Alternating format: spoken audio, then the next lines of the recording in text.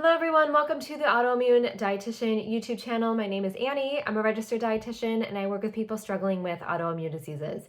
In my work with my clients, I help them use both food and lifestyle as a way to improve their symptoms and hopefully give them their lives back. So autoimmune diseases are typically triggered by some external event. You don't just wake up one day and have a full-blown autoimmune disease.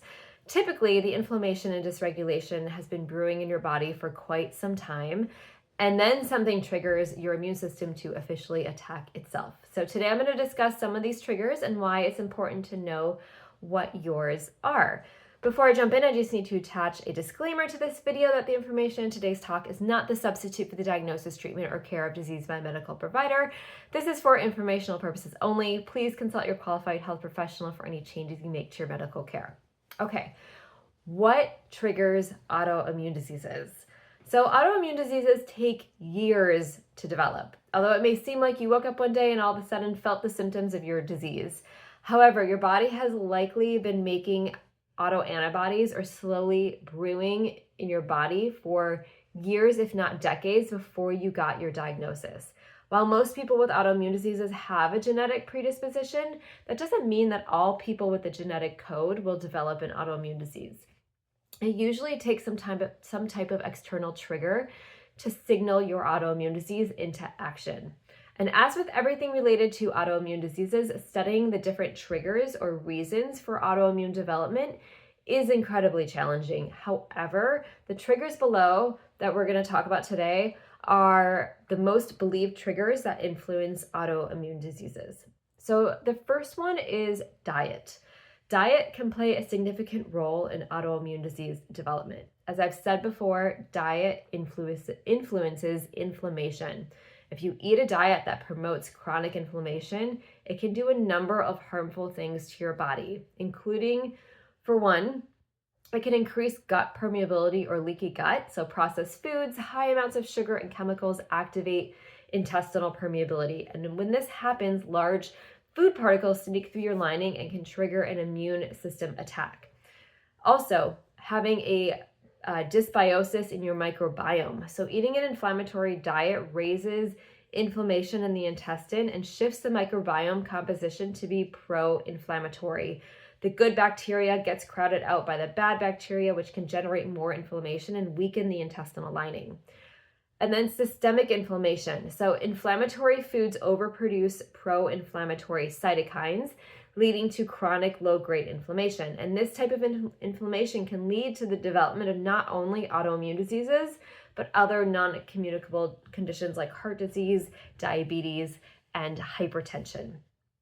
Another way diet can trigger autoimmune disease is by not eating enough nutrients. Our bodies can't function without certain key nutrients, especially our immune systems.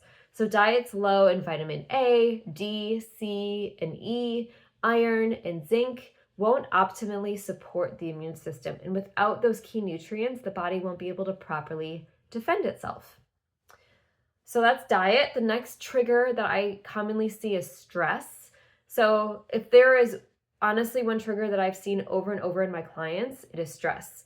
Many retrospective studies have found that up to 80% of patients reported high levels of stress before the onset of their autoimmune disease. Stress triggers immune dysregulation, inflammation, and the production of pro-inflammatory cytokines. Also, chronic stress makes your body less sensitive to cortisol, which is actually an anti-inflammatory hormone. Autoimmune disease flares are often caused by stress events. The third trigger are viruses or illnesses. So viruses are another big trigger as of recent following the COVID-19 pandemic. I've seen a rise in the number of clients who developed an autoimmune disease following a COVID infection. And there are other infections that can trigger autoimmune diseases like Epstein-Barr virus or herpes simplex virus. And there are several mechanisms at play when it comes to viral triggers.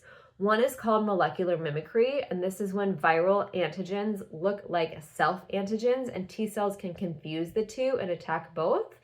Another mechanism is called bystander activation, where T cells kill virus cells but also accidentally damage nearby cells, and this can leak self-peptides into the inflammatory cascade, causing the T cells to attack itself. Another trigger are environmental toxins. So toxins such as pesticides, heavy metals, and solvents can bind to our tissues and cause the immune system to attack them. This leads to chronic inflammation and a dysregulated immune response. They may cross-react and attack healthy tissues. Toxins can also trigger molecular mimicry, which, much like viruses can, as I just explained, they also cause oxidative stress in the body, and this causes inflammation and the potential for the immune system to attack itself. The last trigger I'm going to discuss are hormones. So wide fluctuation in hormones are responsible not only for the development of autoimmune diseases, but also disease management. Many women develop autoimmune conditions around the time of major hormone shifts like puberty, pregnancy, and menopause. This is because hormones like estrogen and progesterone directly affect the immune system. Some conditions do better in high estrogen phases while others don't. In addition, many women see fluctuations in disease activity during their menstrual cycle, depending on which disease they have.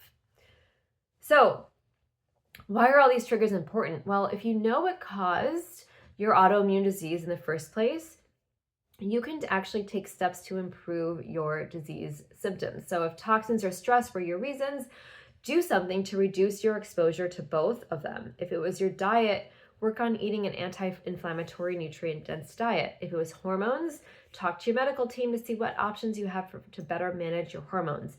Understanding your triggers not only helps you see what may have caused your disease, but it can also help you reduce your symptoms to better manage it. So if you are interested in learning more about food and lifestyle and how that plays into disease management, I would love to chat with you. I offer free 15-minute discovery calls to learn about your goals and to see if we would be a good fit working together. The link to book that is in my YouTube profile. Additionally, you can go to my website, annierubin.com, and you will find all of my information there, as well as plenty of other resources to get you started or to help you learn more about your own condition and how to manage it better with food and lifestyle. So thank you so much for joining me. If you do not subscribe to my YouTube channel, please hit the subscribe button. I do try to put these videos out every week or so. So thanks for watching this, and I will see you in the next one.